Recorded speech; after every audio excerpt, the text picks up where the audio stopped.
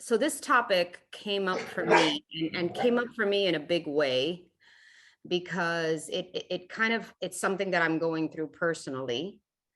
And I really wanted to dive deeper into it because as I've become um, more awake to myself, and as we all are becoming more awake to ourselves and understanding what's going through us, both in all areas of ourselves, which is mind, body, and spirit, we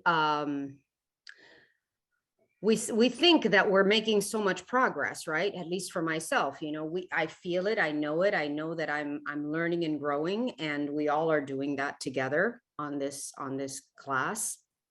But all of a sudden, sometimes you get kind of sidewiped by something that really throws you off in a good way. And that's why I brought this subject up, because it's something that's happened to me and also something that's been coming to the forefront to be discussed. So it's called processing negative emotions, right? And I wanted to dive deeper into what that is, because as I said, it's a process.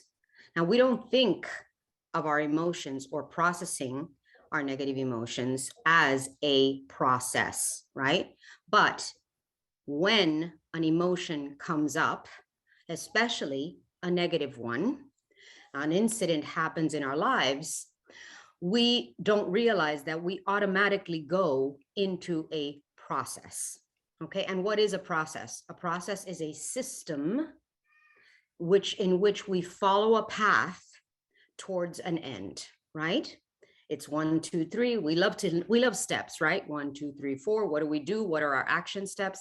And that's actually our mind creating that. It's the thought, it's the head that creates steps.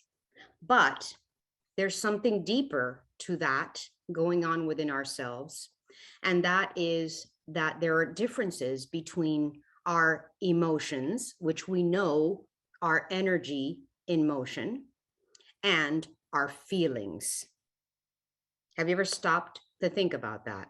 What is the difference between feelings and emotions? Can anybody answer that question? They seem to be the same, but they're really not. They work together, right?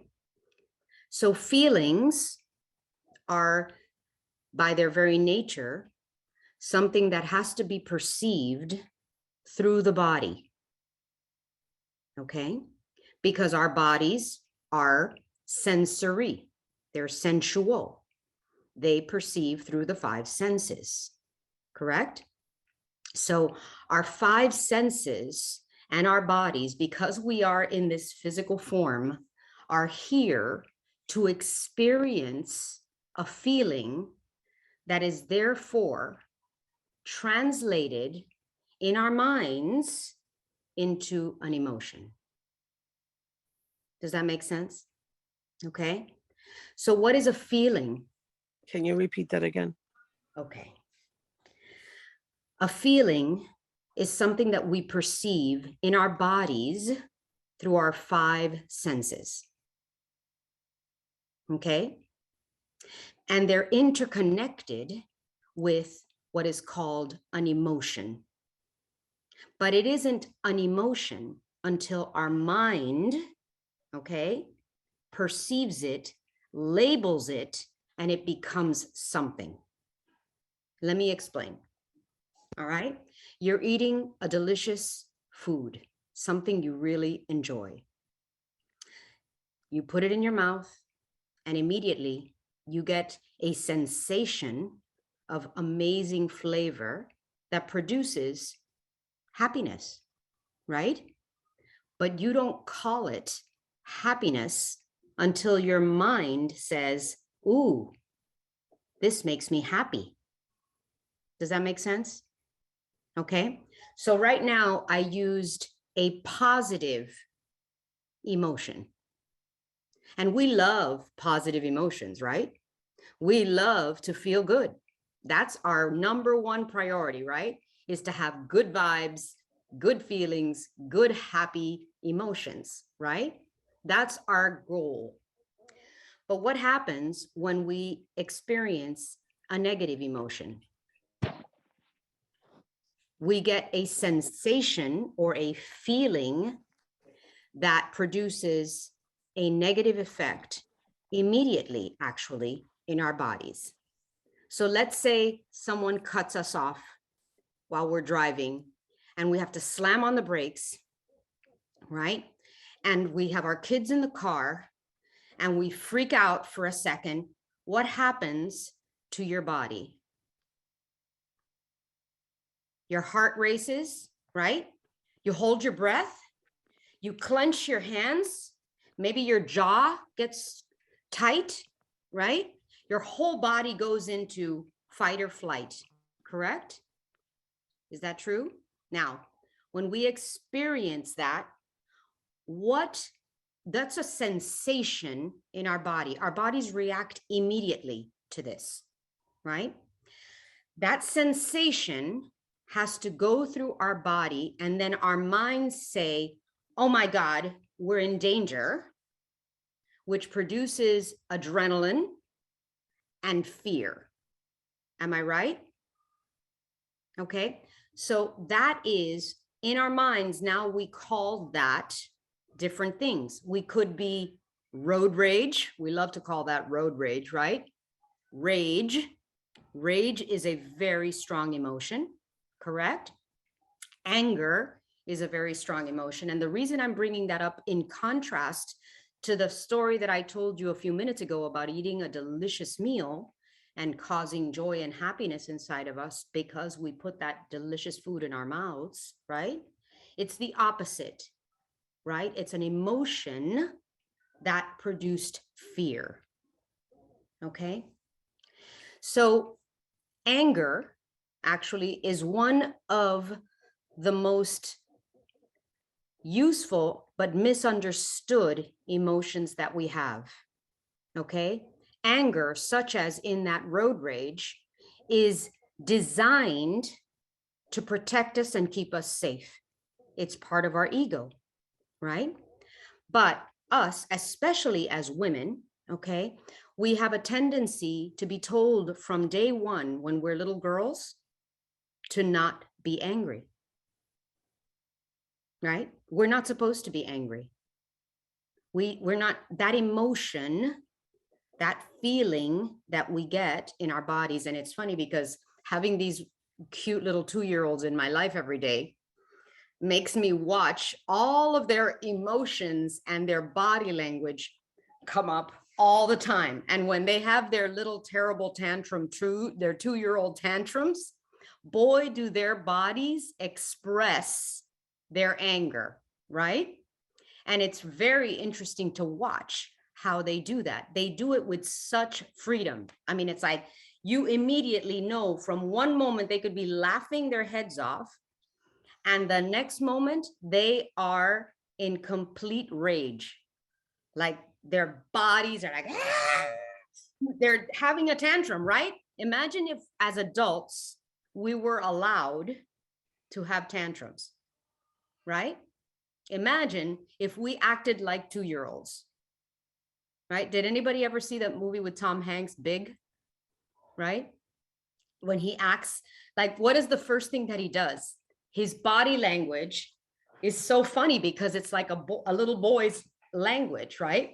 So if you're having a tantrum, you've got anger inside of you, right? And if you were allowed to express it in your physical body, what would it look like? It would look very, very unacceptable to society, correct? And as women, we suppress that even more than anybody else. I mean, because men at least are allowed, right, to express their anger. Maybe not now as much as before when, you know, they could whip out their sword and hit somebody, right? Or punch somebody in the nose, right? Like, haven't you seen guys like express their anger as, ah! And then it's over. That's it. They let it out. So the reason I'm bringing these examples up is because I recently experienced for myself a bout of recognition that I had suppressed anger. And that kind of like shocked me from a perspective of like, whoa, I didn't even know that was in there.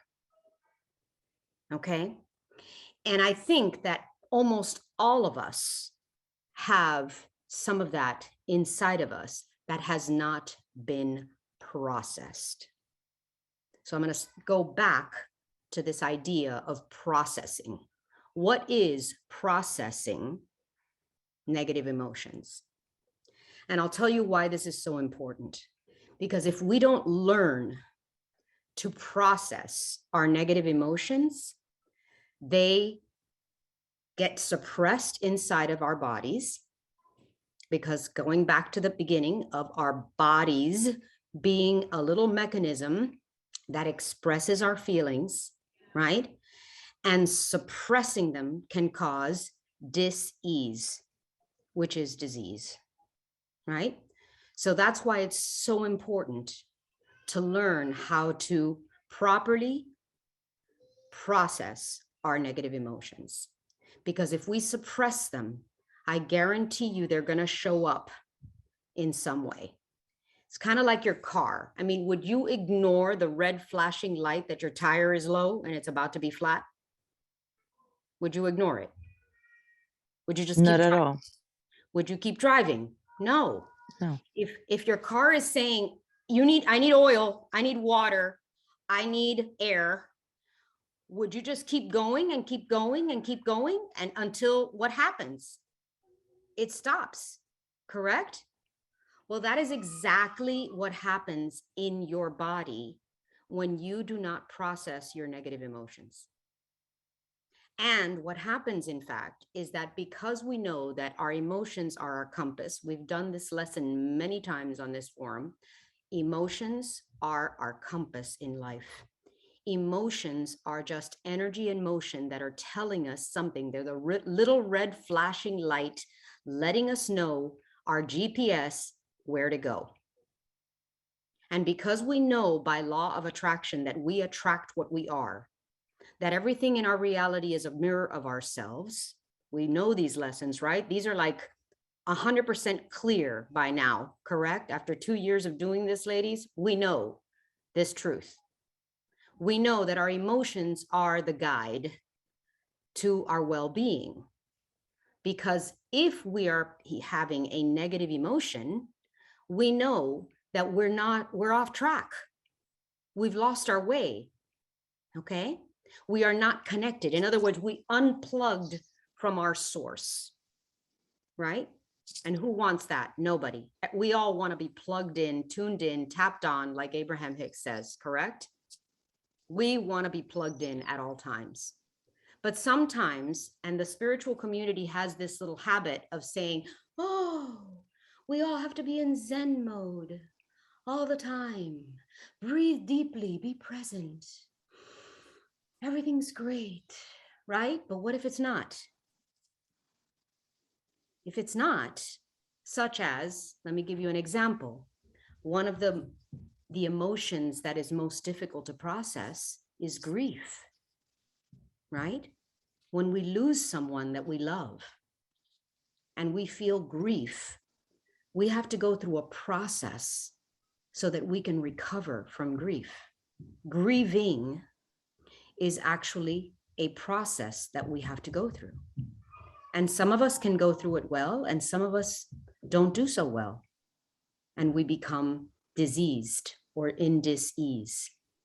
So even though we're present, we understand, we still have to feel those emotions. So Leslie posted an amazing thing called Let's Get Through It, because the only way to process this is to go through it. And what does that exactly mean? Let me explain.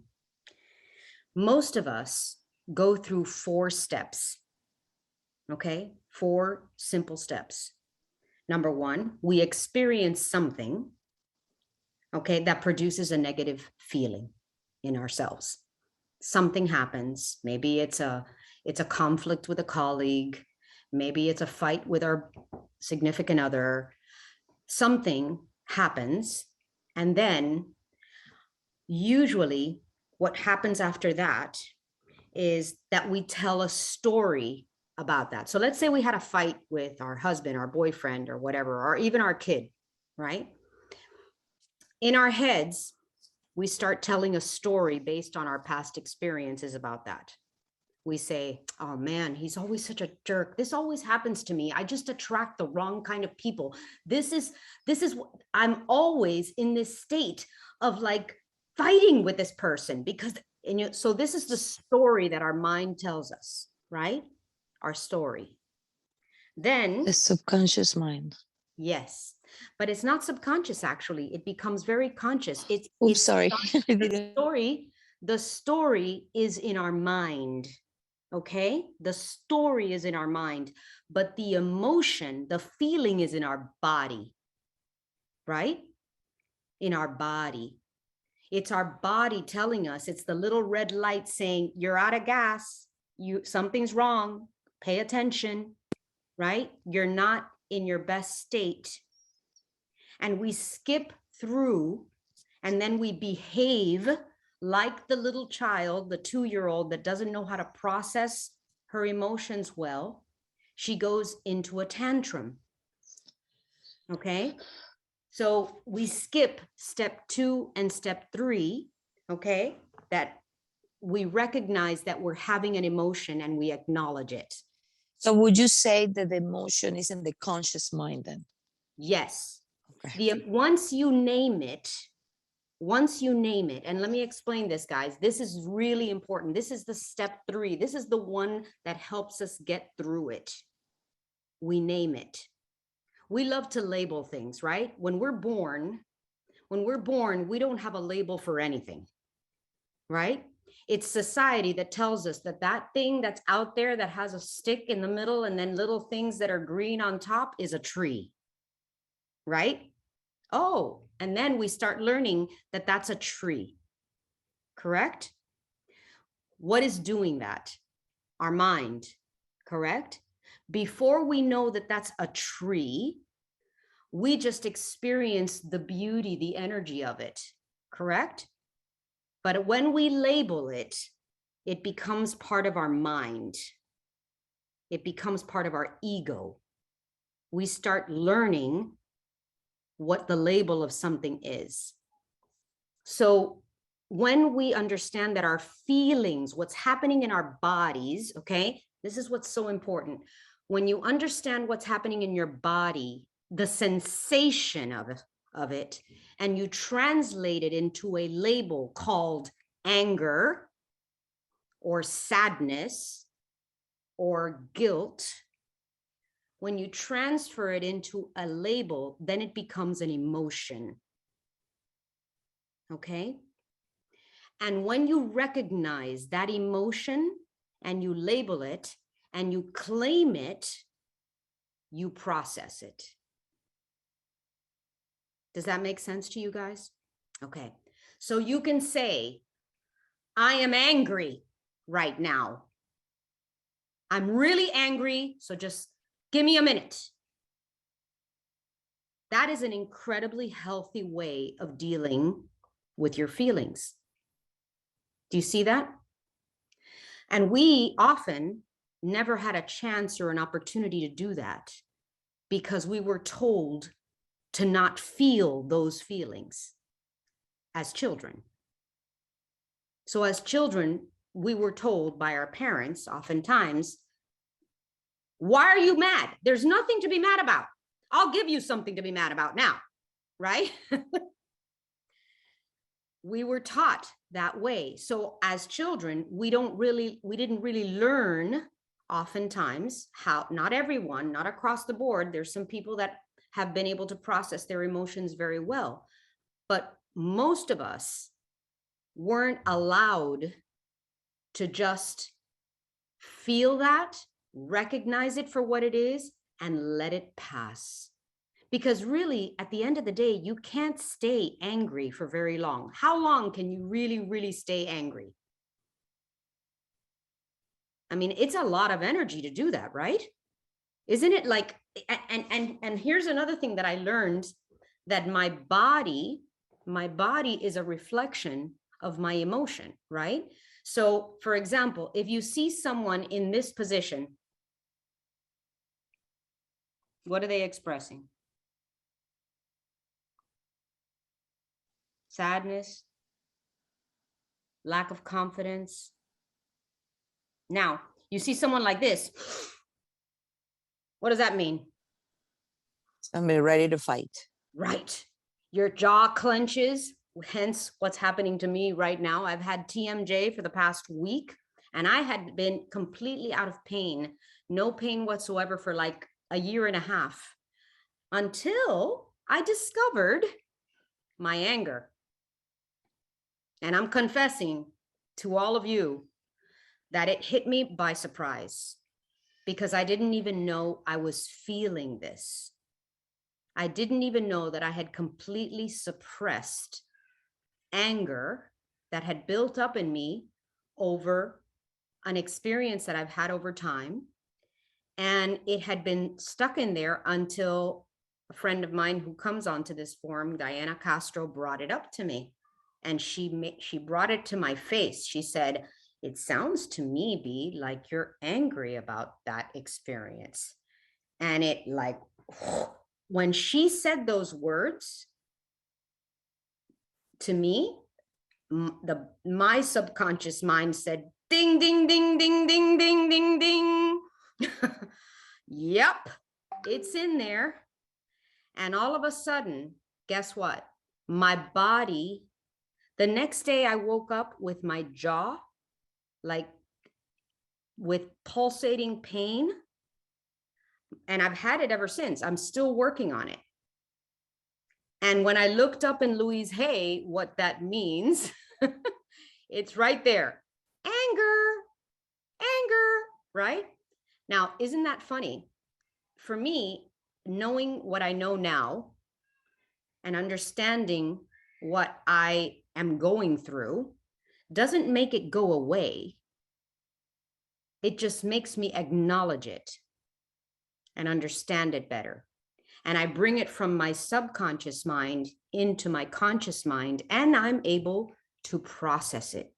So how do I do that? It's back to the labeling, right? I'm saying, I am angry about this situation.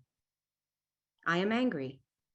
And now that I know that I'm angry, I can transform it into a healthier emotion, like using anger as a catalyst for growth and transformation. Because anger can do that. Like, we sometimes have to become angry in order to be able to fight for something we really want. Okay? Right? We do that all the time with our partners. It's like, no, I want to do this. I really want to remodel the house. I need a house that feels good to me. And I'm sorry, but that's something that's important to me. And right? And we get defensive and we get angry. It's like, we're going to make this happen because it's important to me, right? Isn't that anger? But you know what? That's healthy anger, right? Anger can be an incredible catalyst for transformation. Anger is the red flag warning you that your tire is about to burst. Okay? One thing, B, is when the anger is there for so long without us knowing, become resentment. Well, I love that you brought that up, Maritza, because that's exactly what I was feeling. So I'll tell you the story of how this happened to me recently and what happened. So I called Diana Castro in because it's been, I don't know, 8 years since I did the video that was on my website, right? Yeah. And a lot has happened in 8 years, right? I no longer have the showroom. Everything is different. I don't have the furniture collection that I'm doing. So much has changed in my life. Not to mention that I've completely created a new office space and a new thing, right? So I said, it's time to redo the video. It's because that video has been very useful to me. It's an incredibly beautiful tool to let people see who I am as an interior designer, right? So she comes in for her visit, and I told her, listen, my office isn't ready, but let's get started. And she does her little, Diana, she's a ball of joy. And she comes and she does her questions and her this and her inspections and all that stuff. And then I tell her, how I've pared down the website and I've taken this off and put this on and done all of that. And my book, right, comes up, and she asks me, so how do you want to address that? And because at one point it was such a prominent thing in my website. And I said, I'm not sure how I want to do that, but I feel like, then all of a sudden I start getting these feelings. Here we go with the word feelings, right? I start getting these feelings inside of me like, I don't feel so good about where that's gone. Like, in other words, my book is not out there in the world the way that I would have liked it to be, right? So I keep talking, she keeps asking questions, and she all of a sudden sees my body language because she's done so much work with this doctor, Dr. Aaron Wilkerson, who releases energy from your body. He's a chiropractor, but he's an energetic chiropractor that lives in Denver. And I saw him actually when he came here. And she says, oh, I recognize that body language of yours, and it's anger. And let me tell you, she was so spot on right. Because I had been repressing the emotions that I felt with my Hay House experience and my Balboa Press experience with the book, right? I hadn't really faced the way I feel about it. And boy, did that shit come up, man. All the resentment, because I've been holding on to it for so long, all that energy of rage, because really what I was feeling was super angry at what I had in my mind determined as a failure, right? And I think I talked about this last class, that I was still kind of going through this. And man, lo and behold, not only immediately I started having this pain in my jaw. And then this is what I realized, and this is what I want you guys to do for yourselves too. One of the questions is, where in your body, like you may not even realize what you're feeling inside of you and where it is housed in your body. So for me, when I went to this doctor, and she asked me, because she says, listen, I think you need to go see this guy, Dr. and he's coming to Miami, which I did. I went to see him, and I'll tell you guys a little more about it. But when he asked me the question, where do you feel that? Where is that in your body? When I sat with myself and I said, okay, I'm angry, I immediately felt it in my throat. I immediately felt, the answer was, it's in my throat. And the only other time that I've felt something like that come into my mind and into my body was when I tell you that I went into hypnosis with Brian Weiss. Remember I told you when the anger came up about being a woman this time, right? And that my migraines were a result of that. I recognized that it's anger. Now, anger has always been a very toxic emotion in my body. Some people can process anger very easily. You know, some people, haven't you noticed some people that they can be angry 1 second, that's it, and the next time, it's done. Okay, we're good, but no problem, right?